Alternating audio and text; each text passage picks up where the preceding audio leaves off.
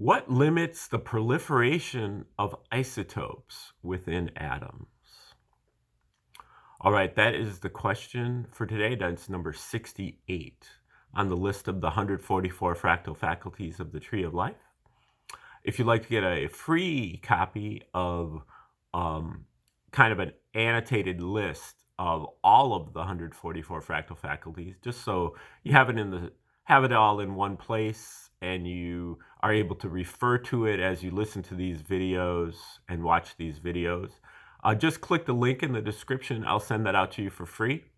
Also, if you'd like to get a refresher course on the Tree of Life, just a quick refresher, just watch my video, Tree of Life, a short introduction, or Tree of Life, an introduction.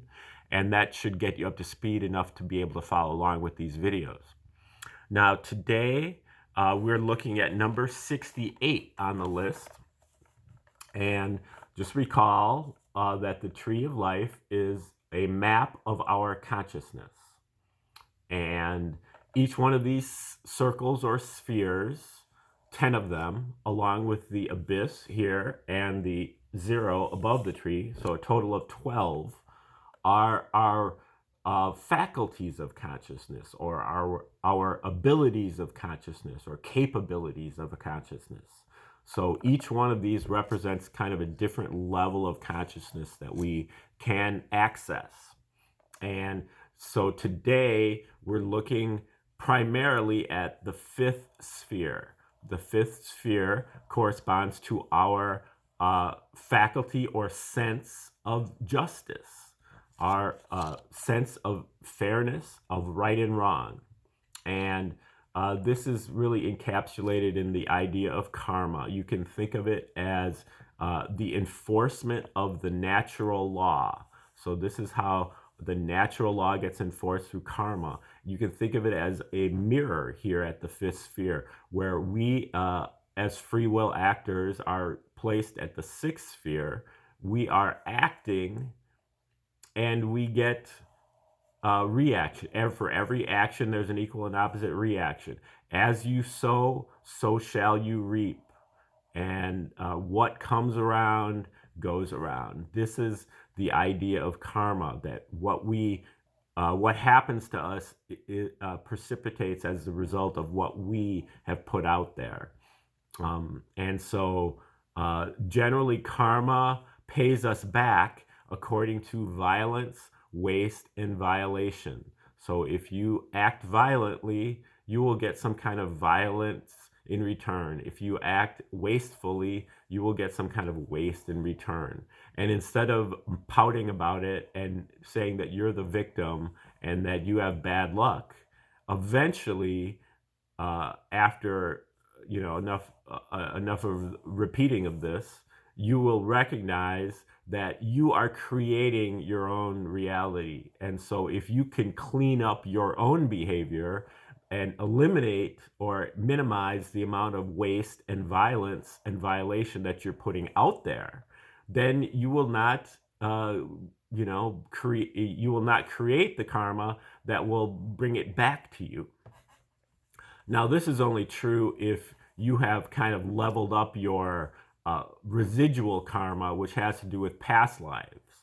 So you have to deal with your past life karma first, and that's done through disciplined self-sacrifice, which is something that occurs at the 6th sphere. But at the 5th sphere, you are learning to take your karma from being a punishment to being a enlightener, where it teaches you, what is the optimal behavior and what is not.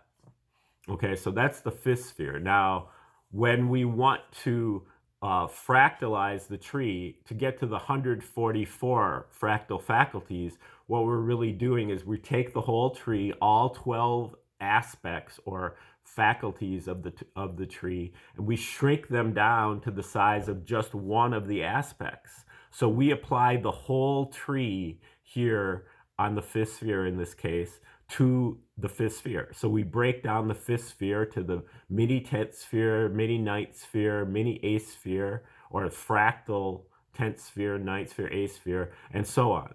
And so for number 68, what we're talking about is the abyss fractal within the fifth sphere.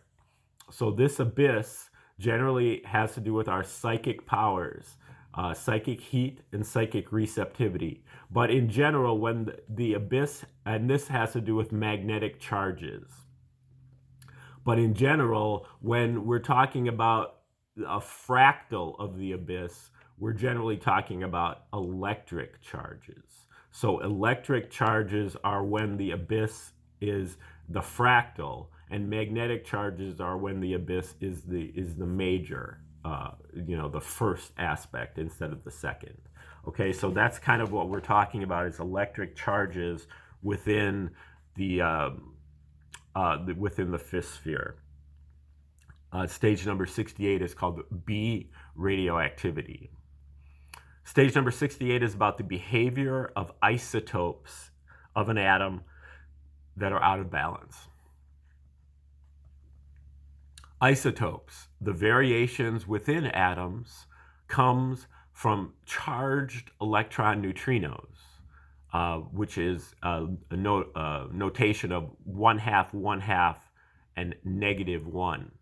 Now, all these notations are coming from the reciprocal system of theory from Dewey B. Larson, and then also the reciprocal system 2 from Dr. Bruce Perret. We will go into depth on that later, but this is just laying down the groundwork for that. So the electron neutrino is 1/2, 1/2, -1. Each one of the atoms and atomic particles have 3 numbers attached to them. And so the electron neutrino is a combination of a charged electron, 0, 0, -1, and a muon neutrino, which is 1/2, 1/2, 0. An electron, which is a byproduct from the conversion of a cosmic proton to a material proton, picks up a charge from the atomic region motion and then combines with a muon neutrino, which are ubiquitous, increasing the nuclear charge. Eventually, when the nuclear charge gets out of balance with the rest of the atom becomes unstable, requiring a radioactive explosion, which is an explosion in 3-dimensional time, which we observe as an implosion in 3-dimensional space. The explosion can eject an alpha particle or a beta particle. Beta radioactivity allows the atom to eject beta particles, which are also massless. And so only some adjustment of a very small amount of secondary mass is needed.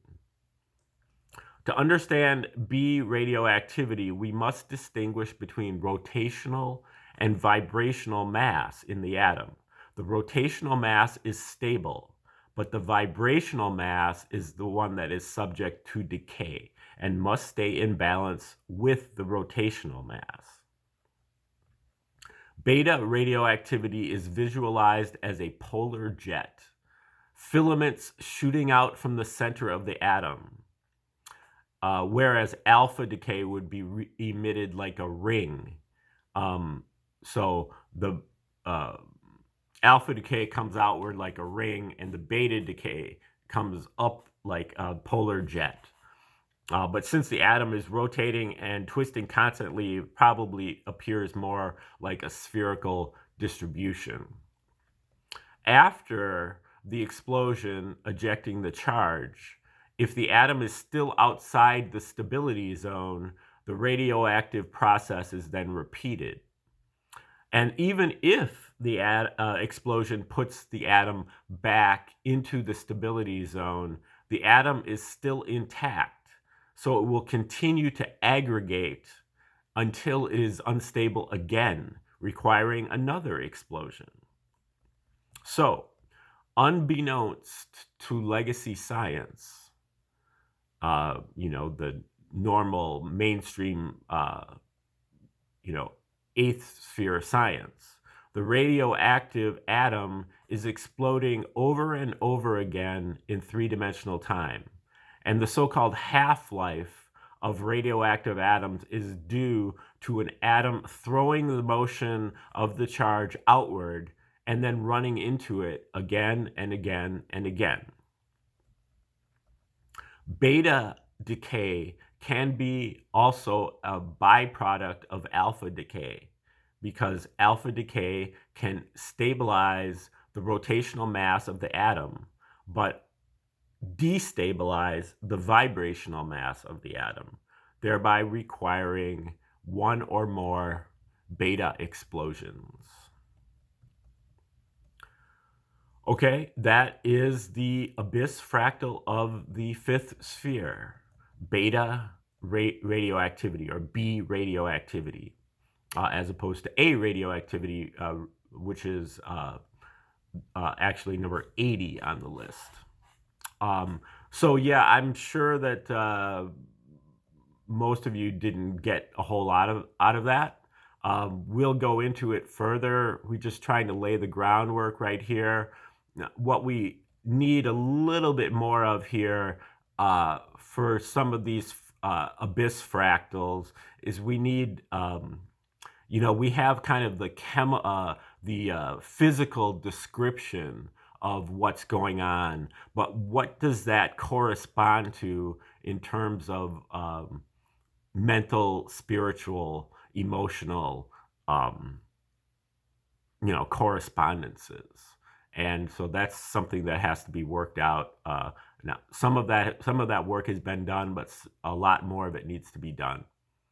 Okay, and thanks for sticking around to the end, even though it might have been rather difficult. Now, if you'd like to get a free copy of that list of the 144 fractal faculties that you can use as a reference, please click the link in the description. I'll send that to you for free. My Venmo and Cash App is also listed in the description if you'd like to donate to the project. And stay tuned for future videos in this series. I'll be rolling out number 69 here, coming up very, very shortly. So stay tuned for that. And otherwise, have a beautiful day out there, and we'll see you soon.